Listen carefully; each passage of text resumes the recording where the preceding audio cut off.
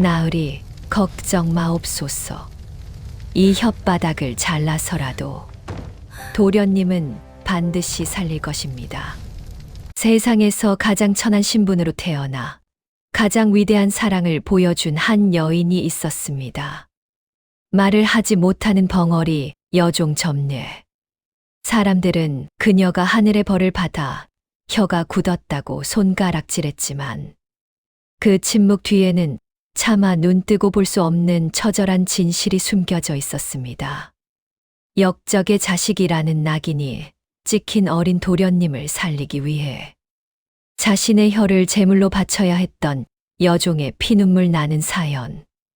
과연 그녀가 목숨보다 귀하게 지키고자 했던 가문의 진실은 무엇이었을까요? 가슴을 울리는 오늘의 이야기 시작합니다. 구독과 좋아요를 눌러주시면 이야기가 계속됩니다. 하늘의 거대한 구멍이라도 뚫린 듯 칠흑 같은 어둠 속에서 장대비가 무섭게 쏟아지고 있었습니다. 전라도 남해안의 어느 이름 모를 험준한 해안 절벽 위는 비릿한 바다 내음과 썩은 흙탕물 냄새가 뒤섞여 숨을 쉬기조차 힘들 정도로 진동하고 있었습니다. 그 휘몰아치는 폭풍우를 뚫고 남루한 삼배옷을 걸친 여인 하나가 7살 난 아이를 등에 업은 채 필사적으로 산길을 달리고 있었습니다. 여인의 이름은 점례, 한때 한양도성에서 가장 영리하고 목소리가 곱기로 소문났던 여종이었습니다. 하지만 지금 그녀의 뒤를 쫓는 것은 굶주린 산짐승이 아니었습니다. 서슬퍼런 칼날을 지켜든 일금부 포졸들과 아이의 숙부 이두환이 보낸 잔인한 자객들이 그녀의 턱 밑까지 추격해오고 있었지요. 이 독한 년, 거기 서지 못할까. 내년이 도망가 봐야 부처님 손바닥 아니다. 추격자들의 고함 소리가 거친 천둥 소리에 섞여 절벽 전체를 뒤흔들었습니다.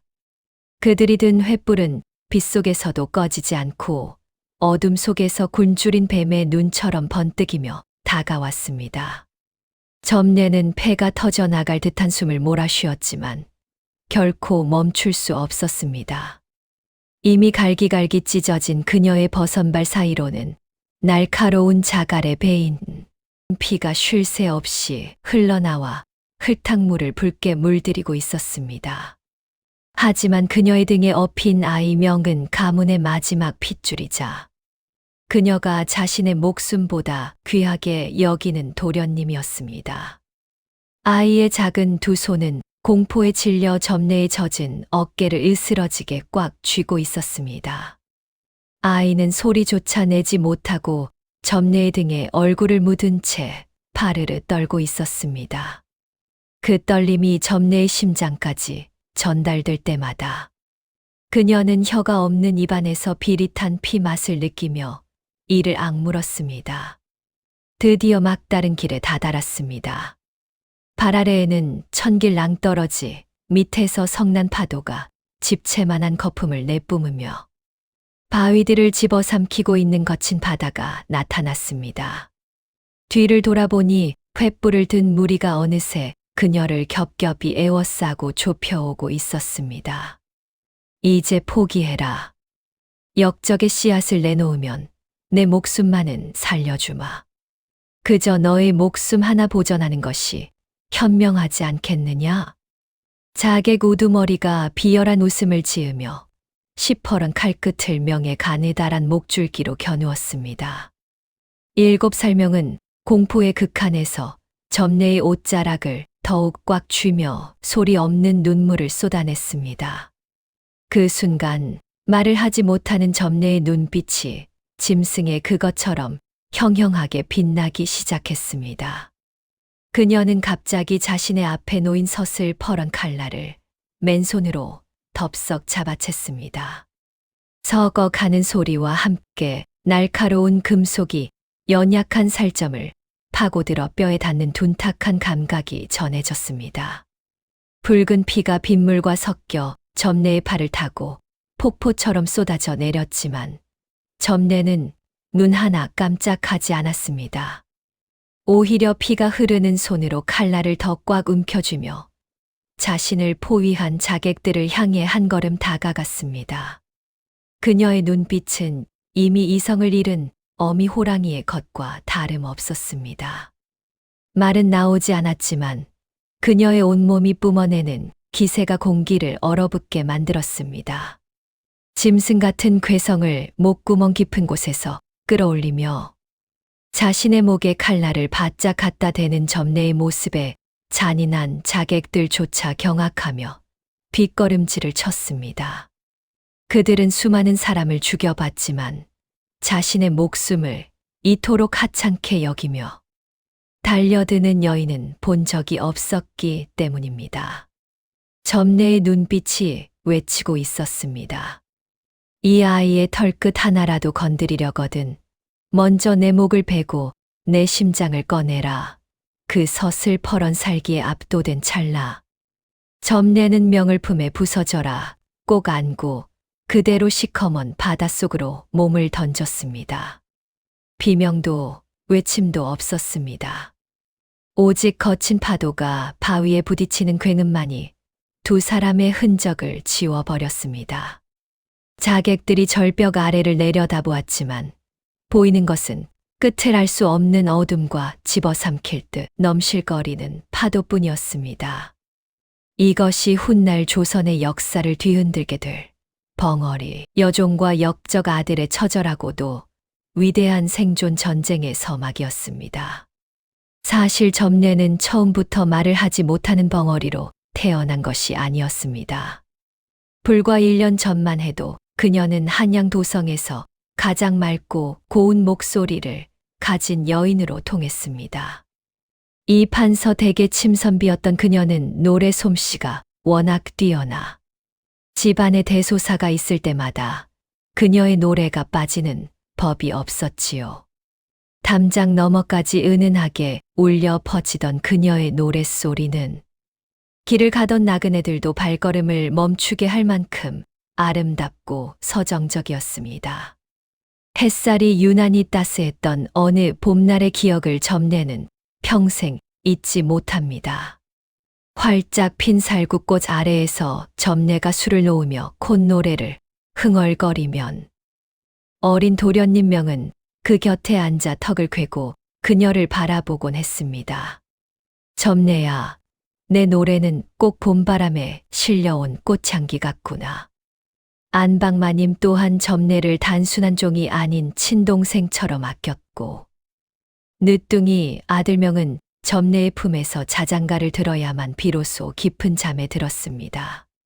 점례에게 이 판서댁은 고단한 노비의 삶을 잊게 해주는 유일한 안식처이자 세상의 전부였습니다.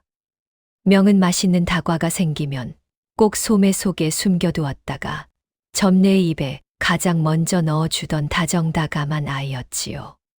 점례야, 내가 커서 훌륭한 사람이 되면 너를 꼭 양인으로 만들어주마. 그때는 내 노래를 온 세상 사람들이 듣게 될 거야. 어린 도련님의 순수한 약속을 들을 때마다 점례는 수줍게 웃으며 명의 머리를 쓰다듬어 주었습니다. 하지만 그 찬란했던 평화는 탐욕이라는 이름의 검은 그림자 앞에 너무나 허무하게 무너져 내리기 시작했습니다. 명의 숙부이자 이 판서의 사촌 동생인 이두환은 만년 서출이라는 자격지심에 사로잡혀 늘 도끼를 품고 살던 인물이었습니다. 그는 형님의 거대한 재산과 지위를 빼앗기 위해 외부 세력과 결탁하여 끔찍하고도 치밀한 음모를 꾸몄습니다. 어느 달빛조차 구름에 숨어버린 칠흑 같은 금은밤이었습니다. 점례는 안방마님의 심부름으로 사랑채 근처를 지나다 우연히 닫힌 문틈 사이로 새어나오는 은밀한 대화를 듣게 되었습니다. 형님만 영모로 몰아 제거하면 이 집안의 모든 권세는 내 손바닥 아니다. 이미 가짜 서찰을 서재 깊숙한 비밀함에 숨겨두었으니 내일 아침이면 의금부에서 들이닥칠 것이네. 이두환의 비릿하고 잔인한 웃음소리에 점례는 온몸에 피가 차갑게 식어가는 듯한 공포를 느꼈습니다. 그녀는 떨리는 가슴을 부여잡고 곧장 주인의 방으로 달려가려 했습니다. 하지만 이미 집안 구석구석은 이두환의 수하들이 매서운 눈초리로 감시하고 있었지요. 점례는 본능적으로 직감했습니다. 이제 곧 이 집안에 핏빛 소용돌이가 몰아칠 것이며 어린 명의 목숨조차 장담할 수 없다는 사실을 말입니다. 그녀는 죽음을 무릅쓰고 한밤중 이 판서의 방에 몰래 스며들었습니다. 상황을 전해 들은 이 판서는 참담한 표정으로 점례의 손을 꽉 잡았습니다. 점례야, 이미 대세는 기울었다. 하지만 가문의 마지막 희망인 명의는 살려야 한다. 이 판서는 눈물을 머금고 점례에게 가문의 결백을 증명할 마지막 밀지를 내주려 했습니다. 하지만 종이로 된 서찰은 언제든 빼앗길 수 있었기에 그는 결단을 내렸습니다. 이 판서는 날카로운 바늘에 자신의 피를 적셔 점례의 흰 등에 가문을 살릴 비밀 서신을 새겨 넣기 시작했습니다. 살을 찌르는 극심한 고통이 전해졌지만 점례는 소리 한 번 내지 않고 입술을 깨물며 견뎠습니다. 자신의 등이 흉터로 얼룩지더라도 그것이 도련님을 살릴 유일한 칼날이 된다면 무엇이든 할 수 있었습니다. 이것만이 훗날을 도모할 수 있는 마지막 증거다. 명의와 함께 살아남아 진실을 밝혀다오. 주인의 간절한 명령을 받든 점례는 자신의 등에 새겨진 붉은 혈서가 차갑게 식어가는 것을 느끼며 비장하게 고개를 끄덕였습니다. 그녀는 잠들어 있는 명을 조심스럽게 등에 업었습니다. 아이의 고른 숨소리가 등에 닿을 때마다 점례의 결심은 더욱 단단해졌습니다. 이제 그녀가 지켜야 할 것은 도련님의 목숨만이 아니라 억울하게 몰락할 가문의 명예 그 자체였습니다. 뒷마당 작은 문을 통해 도성을 빠져나가는 점례의 머리 위로 비극의 전조인 듯 차가운 빗방울이 한 방울씩 떨어지기 시작했습니다. 도우성을 빠져나와 산등성 위에 올라섰을 때 점례의 뒤편으로 거대한 불길이 하늘을 집어삼키고 있었습니다. 그것은 단순히 집이 타는 연기가 아니라 조선의 법도와 한 가문의 명예가 한 줌의 재로 변해가는 종말의 불꽃이었습니다. 역적 이 성명을 포박하라. 도망치는 자는 그 자리에서 참아여도 좋다. 멀리서 들려오는 관군들의 고함 소리와 말이 울부짖는 소리가 천둥 소리에 섞여 점례의 귓전을 날카롭게 파고들었습니다. 점례는 등에 업힌 명의 작은 어깨가 사시나무 떨듯 떨리는 것을 느꼈습니다. 7살 아이가 감당하기엔 이 밤의 공기는 너무나 차갑고 죽음의 냄새는 너무나 짙었습니다. 점례는 억장이 무너지는 슬픔을 삼키며 도련님이 빗소리에 섞인 부모님의 비명을 듣지 못하도록 더욱 힘껏 아이를 끌어안았습니다. 아이의 뜨거운 눈물이 점례의 목덜미를 적셨지만 점례는 울 수 없었습니다. 지금 그녀가 흘려야 할 것은 눈물이 아니라 살아남기 위한 처절한 피땀뿐이었기 때문입니다. 산길은 험했고 빗물에 젖은 흙은 늪처럼 점례의 발목을 잡아당겼습니다. 추격자들의 횃불이 숲속을 어지럽게 헤집으며 다가오고 있었습니다. 그때 점례의 머릿속을 스치고 지나가는 끔찍한 가정이 있었습니다. 만약 우리가 이대로 붙잡힌다면 어찌 될 것인가? 이두환은 잔인한 자입니다. 천한 노비인 자신을 형틀에 묶고 살점이 튀고 뼈가 으스러지는 고문을 가할 것이 분명했습니다. 점례는 자신의 나약함을 잘 알고 있었습니다. 뜨겁게 달궈진 인두가 살에 닿고 손톱 밑을 파고드는 가시의 고통 앞에서 과연 끝까지 입을 다물 수 있을까? 고통에 못 이겨 도련님이 숨은 곳을 주인 나으리가 등에 새긴 가문의 마지막 증거를 발설하게 된다면 그것은 곧 도련님의 죽음이자 가문의 영원한 멸망을 의미했습니다. 점례의 심장이 공포로 요동치기 시작했습니다. 그녀의 입은 도련님을 지키는 방패가 아니라 언제든 도련님의 목을 벨 수 있는 가장 위험한 칼날이었습니다. 점례는 달리던 걸음을 멈추고 주위를 둘러보았습니다. 추격자들의 발소리가 점점 가까워지고 있었습니다. 그녀는 명을 잠시 커다란 바위 틈새, 넝쿨이 무성한 곳에 내려놓았습니다. 도련님, 여기서 잠시만 기다리셔야 합니다. 절대 소리를 내선 안 됩니다. 아시겠지요? 그것이 그녀가 명의 눈을 바라보며 건넨 마지막 온전한 목소리였습니다. 점례는 바위 옆에 놓인 날카로운 모서리가 돋아난 커다란 돌덩이를 발견했습니다.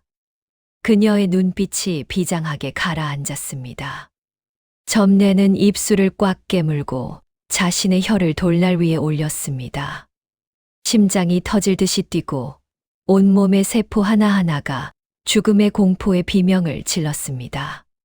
하지만 그녀는 자신의 등에 새겨진 붉은 혈서의 무게를 떠올렸습니다.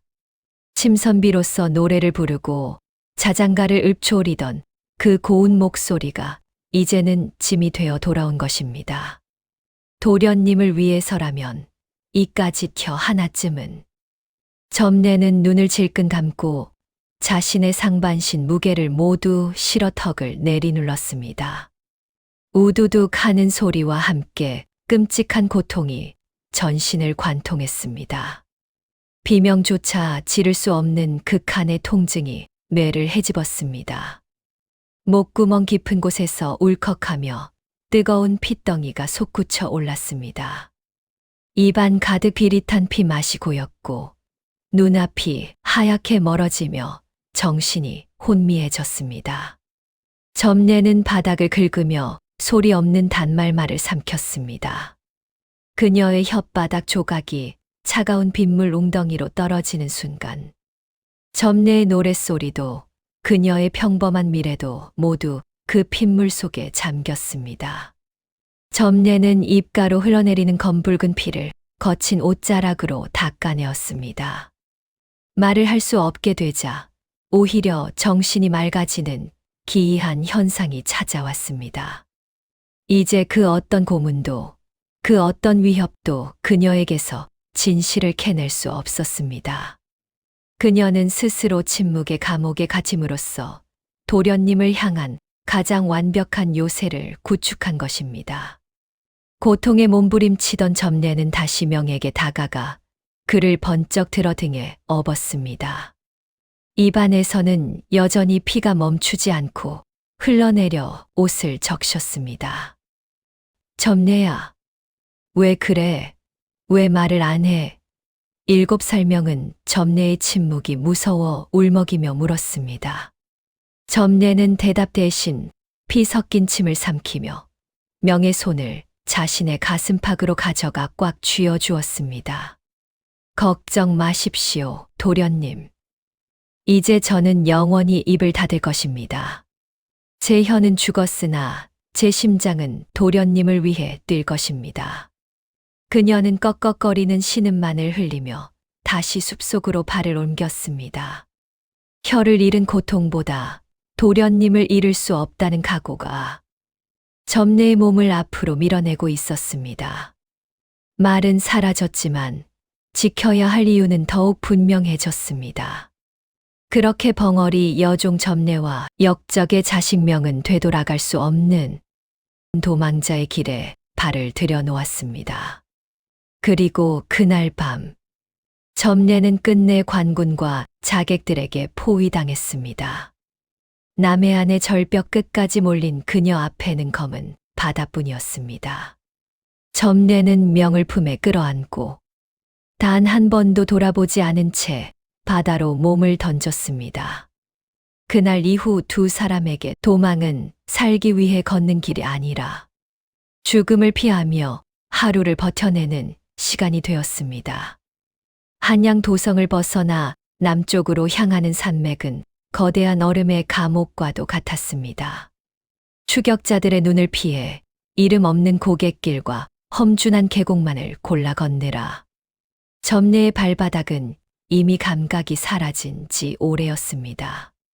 동짓달의 칼바람은 누더기 사이를 파고들어 뼈마디를 시리게 깎아냈고 며칠째 이어진 굶주림에 점내의 눈앞은 수시로 아득해졌습니다. 하지만 점내는 자신의 고통보다 등에 업힌 도련님 명에 가느다란 숨소리에 온 신경을 집중했습니다. 아무것도 먹이지 못한 채 추위 속에 방치된 아이의 몸은 시간이 갈수록 차갑게 식어가고 있었기 때문입니다. 어느 눈보라 몰아치던 밤, 인적이 끊긴 낡은 상여집 한 구석에서 명이 마침내 정신을 놓아버렸습니다. 추워, 너무 추워. 아이의 입술은 보랏빛으로 변해 파르르 떨리고 있었고 온몸은 얼음장처럼 차가워진 채 사시나무 떨듯 진동했습니다. 점내는 혀 없는 입으로 기괴한 신음을 내뱉으며 자신의 겉옷을 벗어 아이를 겹겹이 감쌌습니다. 살을 내는 한기가 점내의 저고리 너머로 사정없이 들이쳤지만 그녀는 개의치 않고 아이를 품에 꽉 끌어안았습니다.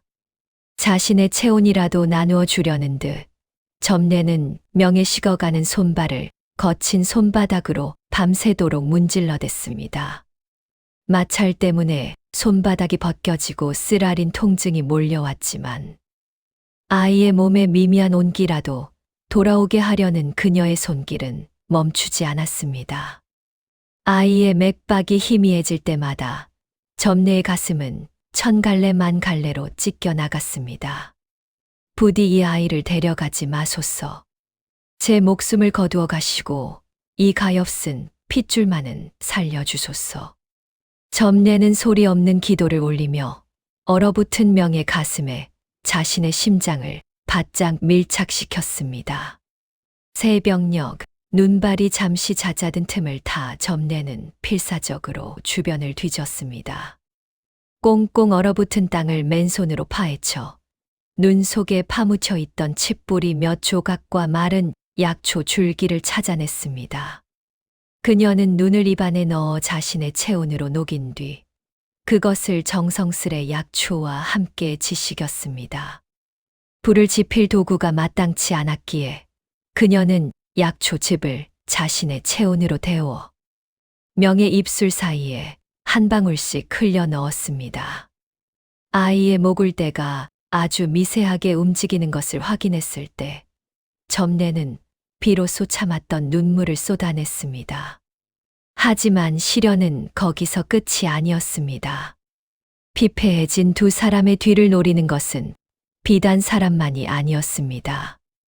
굶주림에 미친 산늑대 무리가 상여집 주위를 에워싸고 어둠 속에서 푸른 안광을 번뜩이며 으르렁거리고 있었습니다.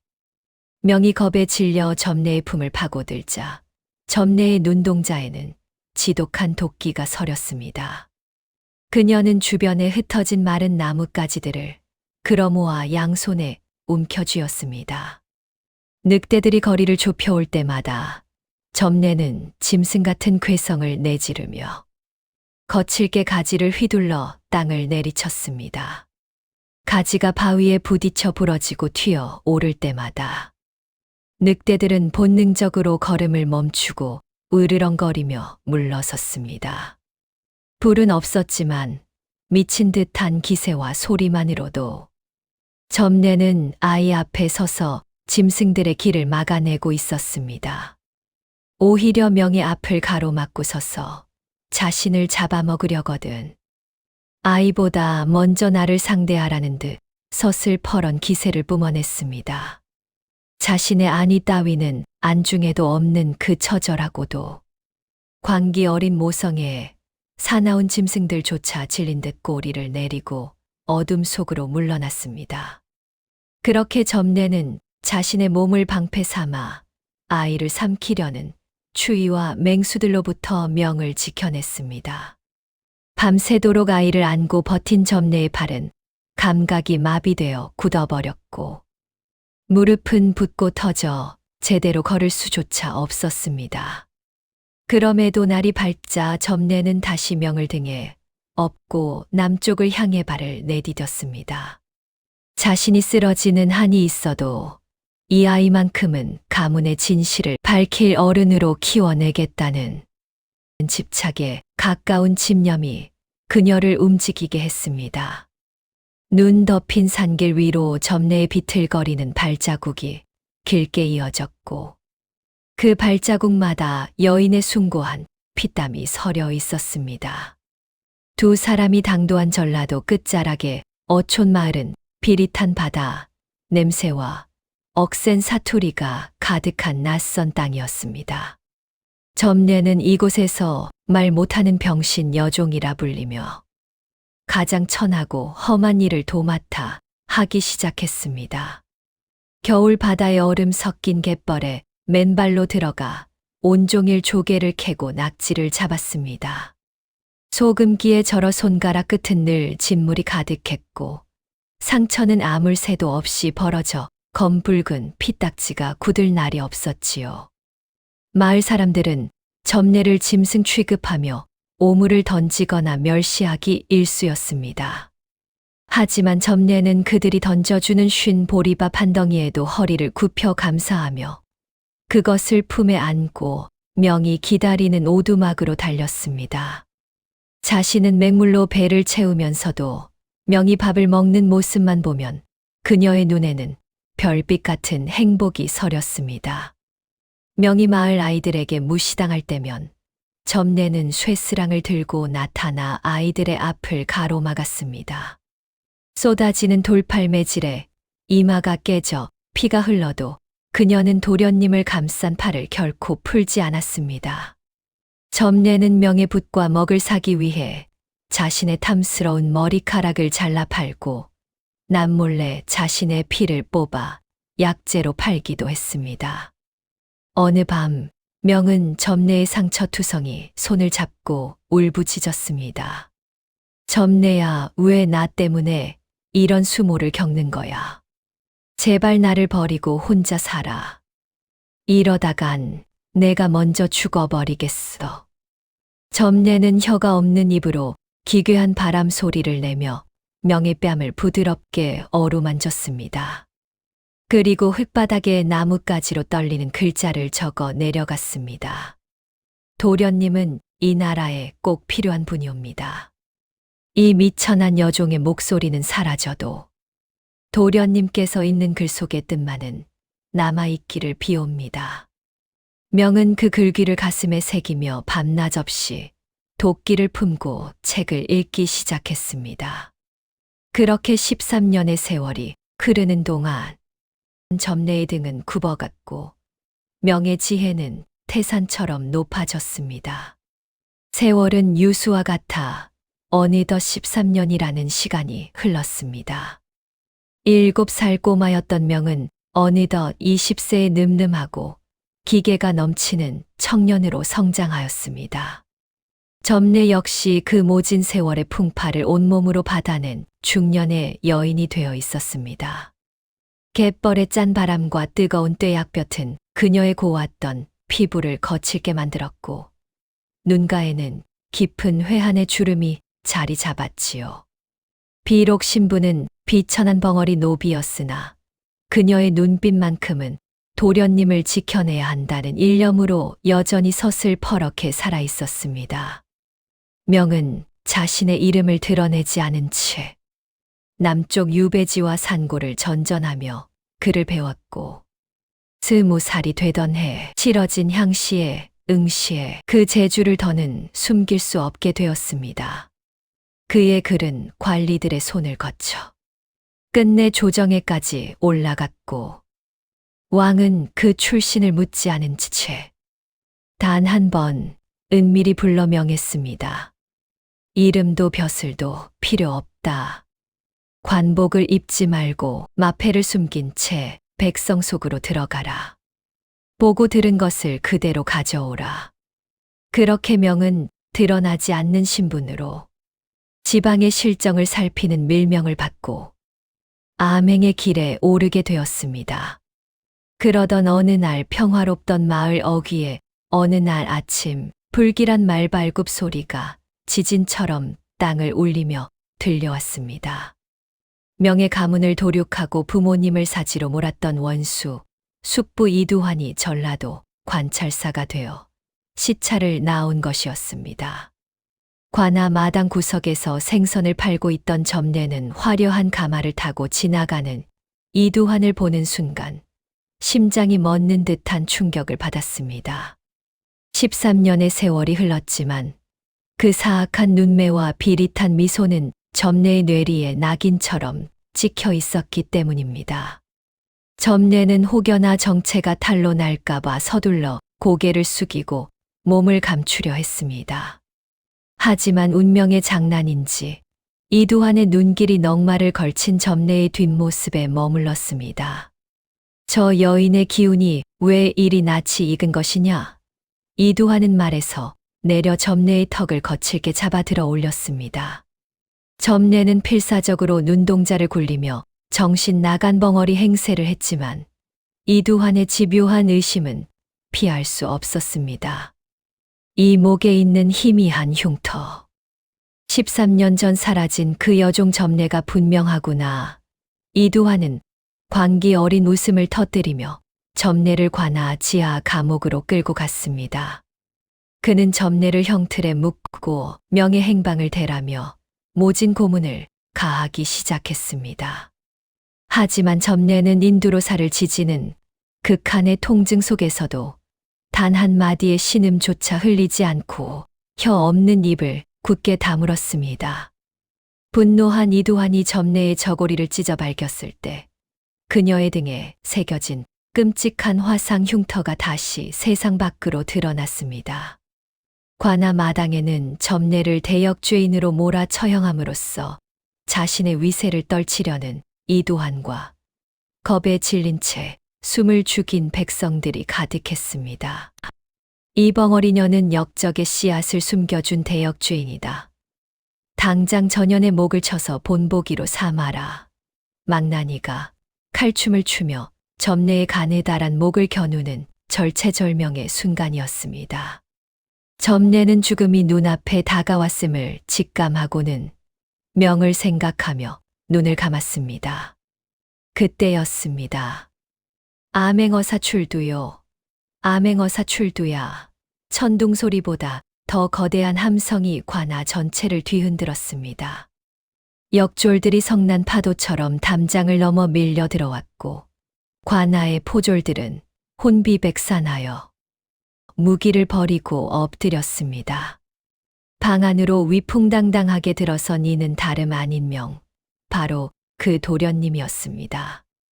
그는 지난 13년간 유배지에서의 수모를 견디며 비밀리의 과거에 급제했고 왕의 밀명을 받은 암행어사가 되어 돌아온 것이었습니다. 내 이놈 이두환, 하늘이 무섭지 않으냐? 일개 관리로서 백성을 겁박하고 가문을 도륙한 내 죄를 하늘이 안다. 명의 섯을 펄은 호통에 이두환은 사색이 되어 자리에 주저앉았습니다. 명은 피투성이가 된 채 쓰러져 있는 점례를 부둥켜 안고 오열했습니다. 그의 입에서 튀어나온 그 한마디는 혈육으로 이어진 호칭이 아니라 열세 해 동안 가슴속에서만 불러온 이름이었습니다. 점례는 단 한 번도 스스로를 명의 어머니라 생각한 적이 없었지만 명에게 그녀는 세상에서 유일하게 자신을 살려낸 사람이었습니다. 어머니, 점례 어머니, 정신 좀 차려보세요. 제가 왔습니다. 점례는 가물거리는 눈을 떠 장성한 명의 얼굴을 확인하고는 떨리는 피 묻은 손으로 그의 뺨을 어루만졌습니다. 명은 이두환과 관리들 앞에서 점례의 굽은 등을 가리켰습니다. 보아라, 이것이 너희들의 죄상을 밝힐 하늘의 증거다. 명은 점례의 등에 시원한 물을 부어 화상 흉터 속에 숨겨진 혈서를 선명하게 드러나게 했습니다. 그곳에는 13년 전 이두환이 외적과 내통하여 가문을 몰락시킨 모든 죄상이 이 판서의 피로 기록되어 있었습니다. 그 처절한 진실이 만천하에 공개되자 관아 마당은 백성들의 통곡 소리로 가득 찼습니다. 이두환은 현장에서 포박되어 참수형을 선고받았고 명의 가문의 명예는 13년 만에 완전히 복권되었습니다. 한양으로 돌아가는 길, 명은 호화로운 가마 대신 자신의 튼튼한 등에 점례를 업었습니다. 어머니, 13년 전에는 당신의 등이 저희 집이었으니 이제는 제 등이 당신의 가마가 될 것입니다. 지나가는 백성들은 암행어사가 벙어리 노비를 업고 가는 기이하고도 감동적인 광경에 고개를 숙여 경의를 표했습니다. 한양 정승판서 대개 안방마님 자리에 앉게 된 점례였지만 그녀는 여전히 소박하고 겸손한 성품을 잃지 않았습니다. 자신을 버렸던 기회주의자 친척들이 뻔뻔하게 찾아오자 명은 그들을 단칼에 내치며 점례의 손을 꼭 잡았습니다. 나를 낳아준 분은 하늘에 계시나 나를 살리고 키운 분은 오직 이분뿐이요. 명의 단호한 선언에 그 누구도 점례의 신분을 들먹이며 무시할 수 없었습니다. 세월이 흘러 어느 봄날 살구꽃이 눈처럼 흩날리던 오후였습니다. 점례는 장성하여 일국의 정승이 된 명의 무릎을 베고 누워 가만히 눈을 감았습니다. 명이 오열하며 그녀의 손을 잡자 평생 닫혀있던 점례의 입술이 미세하게 떨리며 기적이 일어났습니다. 혀가 없어 소리를 낼 수 없어야 할 그녀의 목구멍에서 평생 가슴에 묻어두었던 단 한마디가 터져 나왔습니다. 작지만 아들이라는 한마디였습니다. 점례는 세상 그 어떤 부귀영화보다 값진 어머니로서의 미소를 지으며 편안하게 잠들었습니다.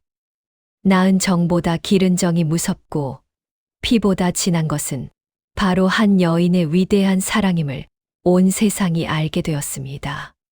피보다 진한 것은 멈추지 않는 사랑이었습니다. 긴 이야기를 들어주셔서 감사합니다.